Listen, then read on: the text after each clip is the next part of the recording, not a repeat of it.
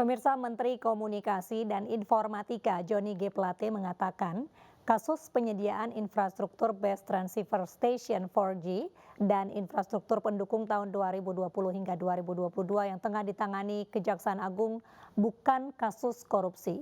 Menurut Johnny, pembangunan dan mengoperasikan infrastruktur telekomunikasi terdepan, terluar dan tertinggal atau 3T dilakukan oleh Badan Layanan Umum BLU melalui Bakti.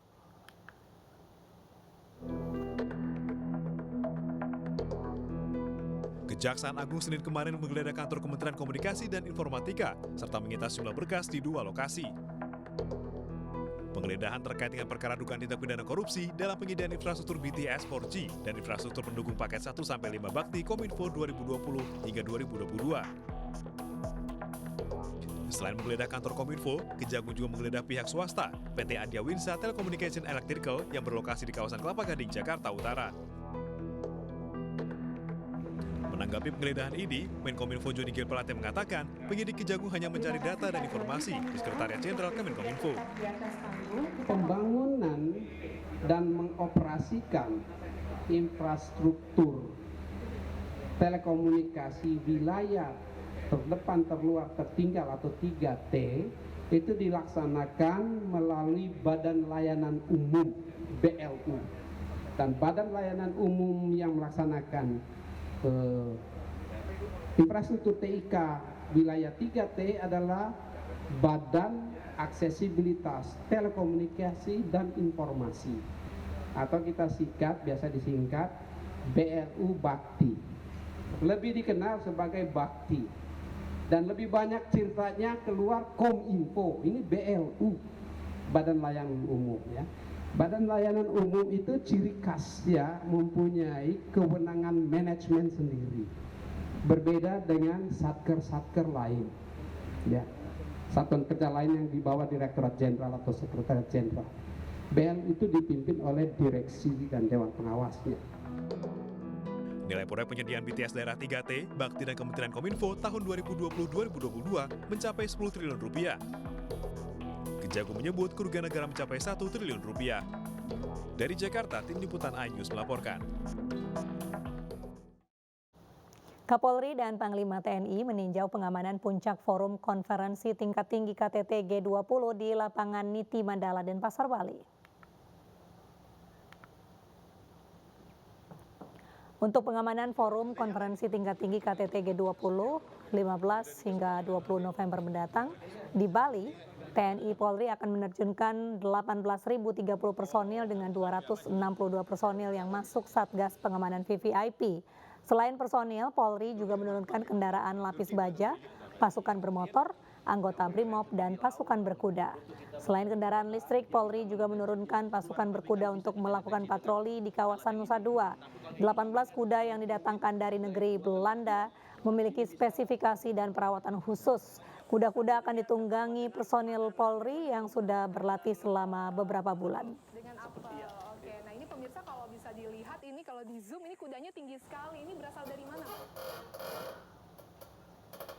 Menteri Koordinator Bidang Perekonomian Erlangga Hartarto menyebut KTT G20 sumbang 7,4 triliun rupiah pada produk domestik bruto Indonesia yang meliputi konsumsi langsung sebesar 1,7 triliun rupiah.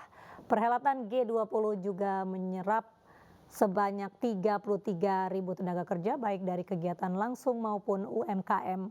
Menurut Erlangga, Indonesia sedang berada dalam performance yang baik dalam memimpin G20 dan juga keketuaan ASEAN mendatang. Indonesia juga akan semakin diperhitungkan di tingkat global.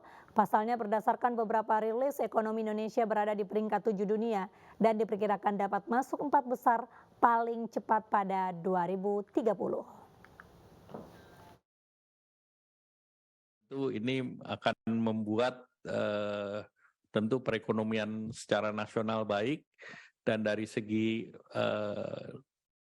rekognisi ini Indonesia akan menjadi perhatian puncak dunia dalam penghelatan G20. Nah, ini tentu dampaknya adalah dampak ke depan, apalagi pada saat G20 ini ekonomi Indonesia tumbuhnya baik di 5,72 dan inflasi juga kita bisa tekan turun di 5,7%. Jadi kita dalam performance yang baik memimpin G20. Dua kapal angkatan laut milik Republik Iran berlabuh di Tanjung Priok, Jakarta. Kunjungan itu sebagai bagian kerjasama internasional Indonesia dengan Iran.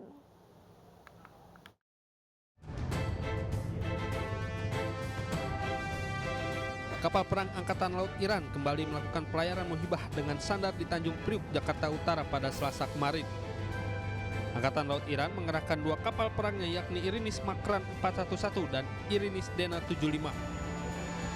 Kunjungan ini dilakukan dalam rangka membawa misi perdamaian dan mempererat hubungan persaudaraan Angkatan Laut, serta meningkatkan hubungan bilateral dengan Indonesia di bidang operasi dan latihan. همین راستا به بندر کشور اندونزی ما پهلوگیری نمود. در ادامه ارسال پیام صلح و دوستی به کشور دوست و عزیز ما اندونزی ما اهداف دیگه‌ای رو دنبال می‌کنیم که شامل اهداف آموزشی هست و تعاملات آموزشی که ما میتونیم با این کشور داشته باشیم. Diketahui, dua kapal Iran ini akan berada di Indonesia selama 4 hari sebelum nantinya akan berlayar kembali untuk mengunjungi beberapa negara lainnya. Dari Jakarta, Gisel Nurrahma, Rama Romadona, iNews melaporkan. Komisi 3 DPR menyetujui permohonan naturalisasi terhadap Saint Elian J. Patinama. Persetujuan itu juga dihadiri Menpora Zainuddin Amali dan Ketua Umum PSSI Muhammad Iriawan.